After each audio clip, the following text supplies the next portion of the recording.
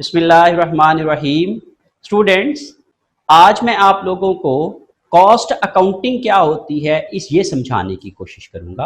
Cost accounting को समझने के लिए आप मेरी वीडियो आखिर तक देखें और लाइक करना ना भूलें। कॉस्ट एंड मैनेजमेंट अकाउंटिंग के ऊपर मजीद इंफॉर्मेटिव वीडियोस के लिए आप मेरे चैनल को सब्सक्राइब करें और बेल आइकन को दबाएं ताकि आपको नोटिफिकेशंस मिलते रहें।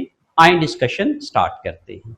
What is cost accounting? Cost accounting is basically a specialized branch of accounting which provides processed set of information statements to the management which helps them in decision making. Cost accounting एक specialised accounting की branch है जो कि managers को processed information और statements provide करती है so that कि वो डिसीजन कर सकें, क्योंकि मैनेजर्स को डे टू डे डिसीजंस करना होते हैं। तो उन डिसीजंस को करने के लिए जो कि एक सेट और प्रोसेस्ड इंफॉर्मेशन होती है, that information is provided by the cost accounting. So cost accounting is a specialized branch of accounting which provides financial information or a cost information to the management of the company so that they may make decisions, ताकि वो decision कर सकें, ताकि उनकी decision करने में help हो सके।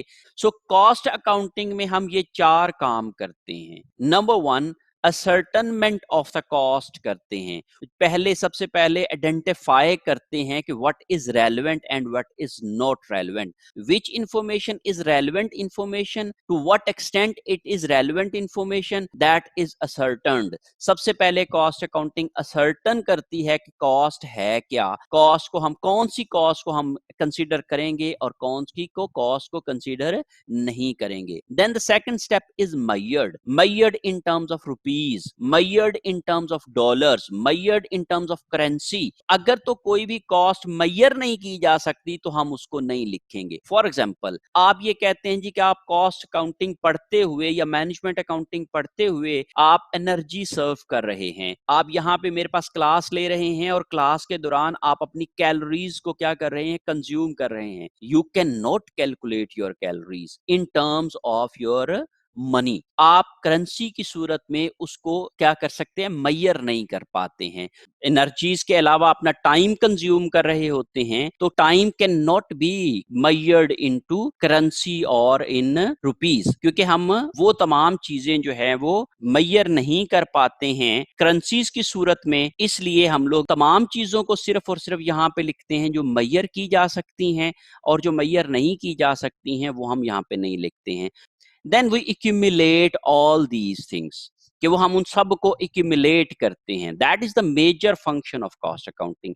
for example, अगर हम लोग ये कहते हैं कि हम लोगों ने एक प्रोडक्ट बना रहे हैं, जैसे हम लोग कहते हैं जी कि चेयर्स हैं या टेबल्स हैं, फर्नीचर है, तो वो प्रोडक्ट बना रहे हैं, तो हम सबसे पहले ये देखेंगे कि उस प्रोडक्ट को बनाने के लिए कौन कौन सी कॉस्ट इन्वॉल्व हो सकती हैं, पहले हम असर्टन करेंगे। फिर हम लोग ये देखेंगे कि कौन कौन सी कॉस्ट को मेजर किया जा सकता है और कौन सी कॉस्ट मेजर नहीं हो सकती है, फिर हम ये देखते हैं। फिर जो मेजर हो सकती हैं उनको हम लोग एक्यूमुलेट कर लेते हैं, इकट्ठा कर लेते हैं, सम अप कर लेते हैं, एक जगह पे लिख लेते हैं, और फिर उसके बाद जो है वो हम चौथे स्टेप के ऊपर assigned that cost to the cost object, जिसकी हम कॉस्ट कैलकुलेट कर रहे हैं। जैसे हमारी एग्जांपल में हमने ये कहा फर्नीचर है, दैट इज चेयर और a table. So we have 4 step in cost accounting. Number 1 is ascertainment of cost, number 2 is measurement of cost, number 3 is accumulation of cost, and number 4 is assignment of the cost to the cost object. हमारा objective क्या है, we have to calculate per unit cost. If we are producing something, mean हम अगर chairs बना रहे हैं तो what is the cost of 1 chair. अगर एक हॉस्पिटल है तो वो ये देखता है कि what is the cost per patient. ऐसे अगर हम लोग यूनिवर्सिटी की बात करें तो कॉस्ट पर स्टूडेंट क्या है। अगर हम लोग किसी वकील की बात करें तो कॉस्ट पर क्लाइंट क्या है। इस तरीके से हम लोग